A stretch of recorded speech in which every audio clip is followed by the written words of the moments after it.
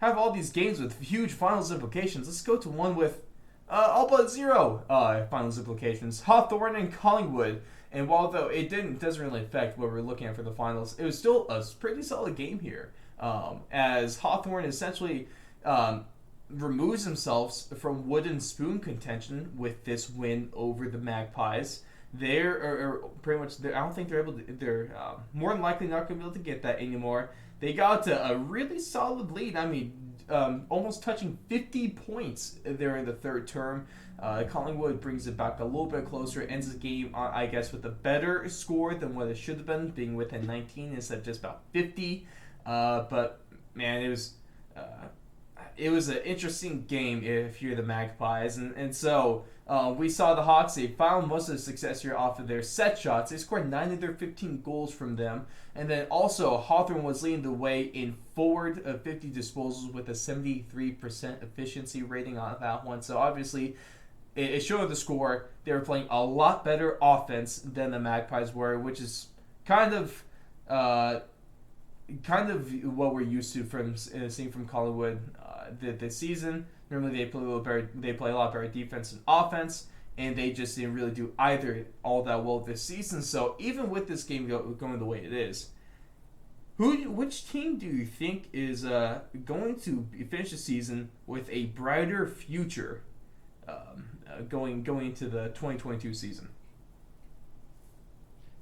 Oh man, this is such a double-edged sword because you look at it, Hawthorn wins the game, and Alistair Clarkson again gets some praise for he's coaching some wins. I mean, he's not sitting in the back, kind of pardon my French here, half-assing it. Yeah. I mean, there's one camera angle where he got so upset because he was trying to get a message to the bench. He yelled at one of the assistants because he couldn't get the phone to work. So it's not like he's sitting here just malaising through these final rounds.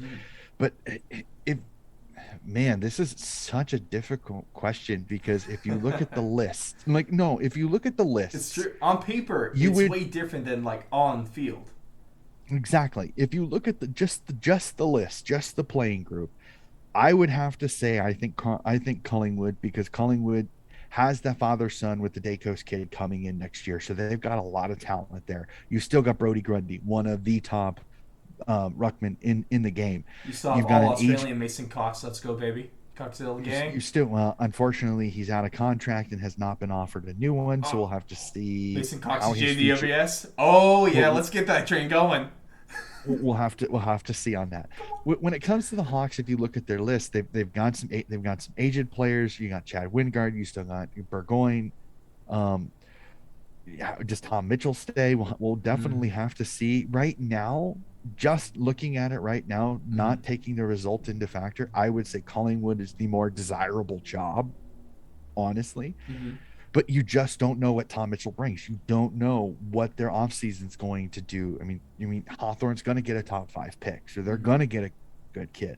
Like we said, Collingwood's going to get Nick Dacos, either 1 or 2, because of his father's son. That's all they're going to get.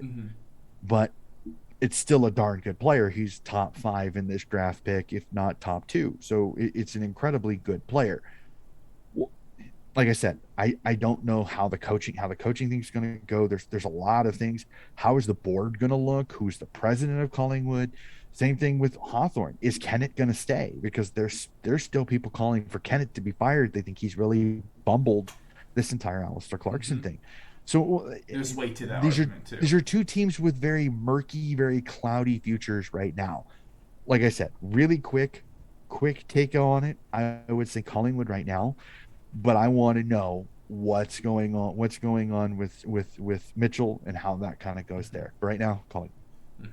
That's a fun one. If you guys have an opinion on this one, would love for you to weigh in, whether it be on the comments on YouTube, over on Twitter, Instagram, or you can leave a 5-star review over on Apple Podcasts with your opinion and your answer to this question below.